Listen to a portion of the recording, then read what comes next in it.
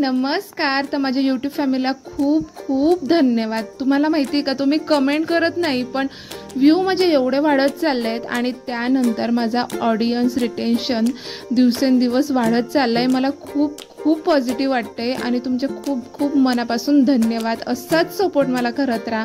आणि हो, तुमचा मला व्हिजिबल जरी तुमचा सपोर्ट दिसला नसला तरी तुमच्या व्ह्यूच्या जरिये तरी दिसतोच आहे आणि ऑडियन्स रिटेन्शनच्या थ्रू मला दिसतोय की माझं चॅनल ग्रोथ करत आहे आणि माझे व्हिडिओज तुम्हाला आवडत आहेत। आणि हेलो गाइस, आज हमारे घर के पास लगन के लिए घोड़े आए थे। पाय कितले पांढरे शुभ्र आहे, गोरे गोरे। हे पा आता आईनं गहू ओलवले आहे। क्या ओलवले मम्मी? रात्री 1 तास भिजू दिले आणि मग कपड्यात बांधून ठेवले होते। हे बघा असे झालेत। आता याची सोजी पाळून आणते आई हल्ली गिरणीत। तर ही बघा इथं पपईचं झाड दिसते, त्याच्या मागे पत्र आहे, ते आहे गिरणी।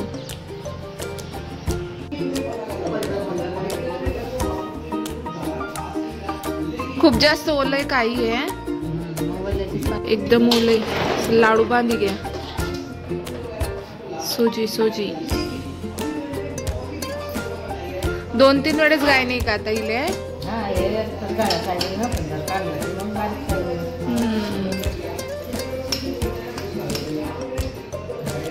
रवा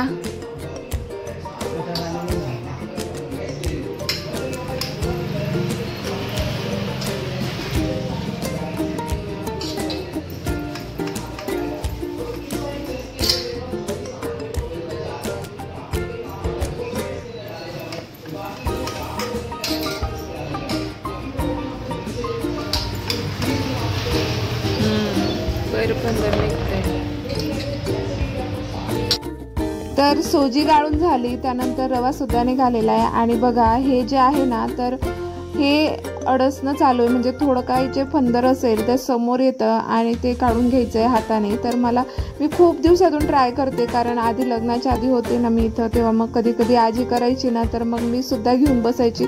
हौस फार होती मला सगळ्या कामामध्ये फुडफुड करायची, त्यामुळे सगळं मला काही येतं। तर अशाच छान छान गोष्टी मी तुम्हाला दाखवणार आहे आणि मला ह्या जुन्या पारंपरिक गोष्टी फार आवडतात, म्हणून ते तुम्हाला माझ्या व्हिडिओमध्ये दिसतात।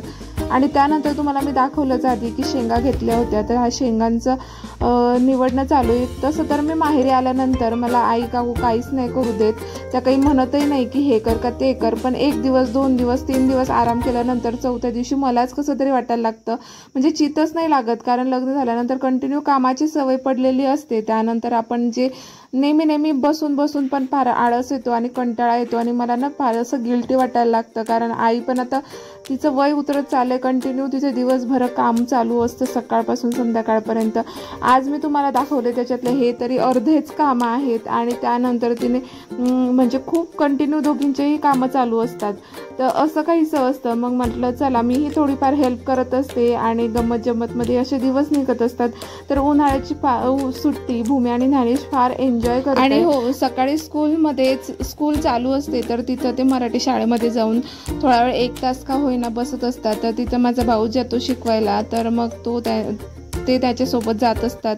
आणि बघा आता हे निवडून झालं का परत हे भरून ठेवायचे, परत एकदा वाळत घालायचे आणि पोतळीभर शेंगा त्या दिवशी अचानक पाऊस आल्यामुळे ओल्या झाल्यात पूर्ण, तर त्या गच्चीवरच आहेत। आणि त्यानंतर बघा ही अशी खूप जास्त माती निघाली, पण शेंगदाणा 1 नंबर निघालेला।